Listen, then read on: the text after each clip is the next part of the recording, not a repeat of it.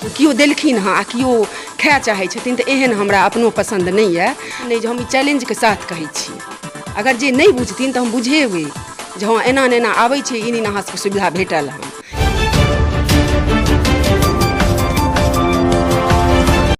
प्रणाम सब गोटे के। जागू मैथिल के माध्यम से हम शिवम कुमार चौधरी आइ पहुँचल छी हरिपुर पंचायत में और हमरा संग छथि पंचायत समिति के प्रत्याशी।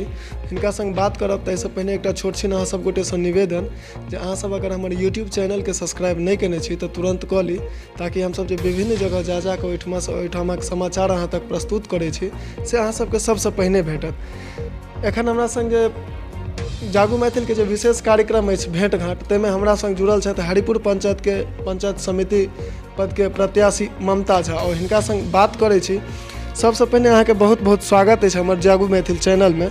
हम चाहब जे अहाँ अपन परिचय दऽ दितियै। हम सब गोटे प्रणाम करै छी। राधे राधे। हमर नाम भेल ममता झा, पति श्री राम अवतार झा, ग्राम इब्राहिमपुर, हरिपुर पंचायत राज पंचायत समिति के लेल उम्मीदवार छी। एहिसँ पहिने अहाँ राजनीति के क्षेत्र में या कोनो भी चुनाव तऽ नहीं लड़ल रहिए? नहीं। तऽ एहि बेर जे अहाँ चुनाव लड़ऽ के लेल एलियै तऽ अहाँके उद्देश्य की छै, की अछि? हमर उद्देश्य यह छै जे विकास एते दिन से नहीं भऽ रहलै हन, ताहि पर हम किछु सोचबै। अगर हम जीतब से बढ़िया विकास हेतै। विकासे नहीं, विकास के नाम छै प्रकाश, तऽ प्रकाश जकाँ विकास हेबाक चाही। बस यह।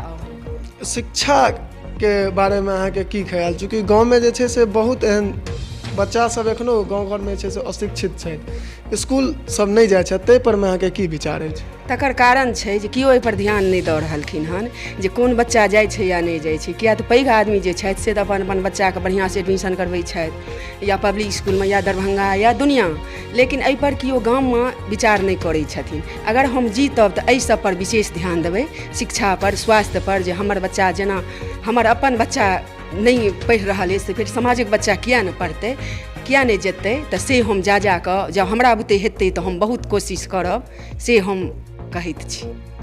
भ्रष्टाचारी अतेक चरम सीमा पर पहुँच गेल छै जे एकटा अगर कागज लऽ कऽ केओ आदमी ओकर साइन करबै लए जाइ छथिन तऽ प्रत्याशी सब 500-400 टका के मांगै छथिन। अगर चाहे ओ प्रधानमंत्री आवास योजना के तहत कोनो लाभार्थी के घर भेटैत रहै छै तऽ ओहिठमा से 10,000 20,000 टका प्रत्याशी सब लै छथिन। शौचालय के पाई जे भेटै छै लाभार्थी के तहू में पाई लेल जाइ छै। यानी भ्रष्टाचारी अतेक बेसी छै जे आदमी के आब बर्दाश्त से बाहर छै, सब किछ में पाई लेल जाइ छै। ताहि पर में अहाँके की विचार अछि? हम तऽ एकर शुरुए से विरोधी छी। हमरा ई सब पसंद नहीं, जे नहीं जे देलखिन हँ, जे ब्लॉक से एलै, जे प्रखंड से एलै, तऽ एहि पर ओ तऽ फिर केओ देलखिन हँ आ केओ खाए चाहै छथिन, तऽ एहन हमरा अपनो पसंद नहीं है। अगर हम जीतब तऽ एहि सबके हम बहुत से बहुत विरोध करबै। हमरा ई सब पसंद नहीं। अगर हम जीतब तऽ हम ई सब के जे छै से ना बहुत हटबै के कोशिश करबै। से एकटा यह नहीं जे हम ई चैलेंज के साथ कहै छी, अगर जे नहीं बुझथिन तऽ हम बुझेबै जे हाँ एना ने एना आबै छै, ई अहाँ सबके सुविधा भेटल हन। तऽ हम तऽ यह सेहो जखन जीतब तखन। और हमरा कोनो एहन लोभ नहीं अछि जे हाँ आइ हम जीतब तऽ हम अपन पेट भरब। बस एतबे नहीं, हमरा चाही जे हमर समाज, हमर पंचायत सब खुश तऽ हमहूँ खुश। बस एतबी हम कहब। गाँव में एखन ई बारिश के समय में सबसे बेसी जल जमाव के समस्या सब जगह से सामने एलैए, जे सड़क पर एतेक पानि अटकि जाइ छै जे आदमी के जाय आबे में बड़ बेसी दिक्कत होइ छै। चूँकि नाला नहीं छै, पानि जे निकासी हेतै से व्यवस्था नहीं छै। ताहि के बारे में अहाँ की कहबै? ताहि के बारे में हम यह कहब जे हम जखन एबै तखन एहि पर हम विचार करबै जे आखिर हमरा पंचायत में ई सब किया एना होइ छै। तऽ एहि पर जे छै से हम तखन विचार करबै। एखन तऽ हम किछु नहीं कहि सकै छी, किया तऽ हम एहिसँ एखन जुड़ले नहीं छलहुँ, या पहिने हम एहन कोनो में नहीं छलहुँ। जँ हम जीतब, हमरा जनता लोक अपन चिन्हथिन जे हाँ ई हमर एक बढ़िया काज करतथि, तऽ हम एहि सब पर बहुत बहुत ध्यान देबै। बहुत नीक एखन अहाँ कहलियै।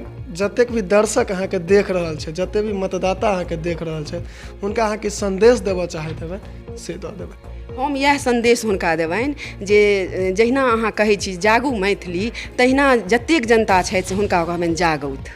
जागथिन तखने किछु हेतै। ई छियै मतदान, ई कोनो आन चीज नहि छियै जे ककरो देबै या लेबै। तऽ मतदान भेलै, मतदान तऽ ओकरा दियौ। हम ई नहीं कहै छी जे हमरे दिअ, ककरो दोसरोके दियौ, लेकिन ओ आदमीके चिन्हू जे हमर काज करत। और हम यह कहबनि हुनका सबके जे अपन वोट दऽ कऽ हमरा एक बेर जिता कऽ देखथुन जे फेर हमहूँ किछु करै छियै या नहीं करै छियै। बस यह संदेश देबनि। चलू जागू मैथिल के जे विशेष कार्यक्रम अछि भेंट घाट, ताहिमे एखन अपने सब ममता जी संगे जे हम बात करै छलहुँ से देखबे केलिए हिनकर की राय छनि, की विचार छनि, वो की रणनीतिसँ ई जे छै से एहिबेर पंचायत चुनावमे भाग लेलथि यऽ, चुनाव लड़तथि।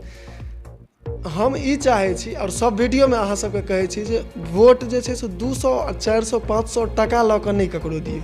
एहिसँ 1 से 2 दिन अहाँके परिवार चलत, लेकिन आगूके 5 साल अहाँके बच्चाके भविष्य खतरामे पड़ि जाइए। ताहि दुआरे ई चीज नहि करी। मतदानके मतलब होइ छै मोनसँ दान केनाइ।